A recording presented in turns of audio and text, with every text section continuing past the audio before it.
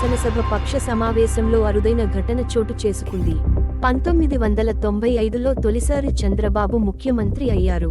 ఆ సమయంలో తెలుగుదేశం శాసనసభ పక్ష సమావేశంలో తొలిసారి ముఖ్యమంత్రిగా చంద్రబాబు పేరును దగ్గుబాటి వెంకటేశ్వరరావు ప్రతిపాదించారు. 29 ఏళ్ల తర్వాత జరిగిన కూటమి శాసనసభ పక్ష సమావేశంలో ముఖ్యమంత్రిగా చంద్రబాబు పేరును దగ్గుబాటి వెంకటేశ్వరరావు సతీమణి, ఎంపీ దగ్గుబాటి పురంధేశ్వరి బలపరిచారు.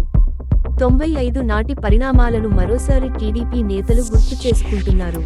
ఎన్డీఏ శాసనసభాపక్ష సమావేశంలో అంతకు ముందు కూడా ఆసక్తికర ఘటన చోటు చేసుకుంది.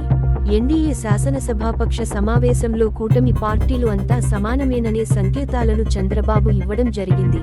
సిబ్బంది తన కోసం ఏర్పాటు చేసిన ప్రత్యేక కుర్చీని తొలగించి అందరితో సమానమైన కుర్చీ తీసుకురమ్మని చంద్రబాబు చెప్పారు. కూటమి అధినేతలు కూర్చున్నటువంటి కుర్చీనే తెప్పించుకుని అందరితో కలిసి చంద్రబాబు కూర్చున్నారు.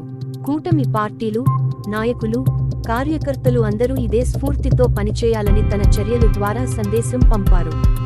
ఇది మంచి పరిణామం అంటూ కూటమి నేతలు చర్చించుకున్నారు.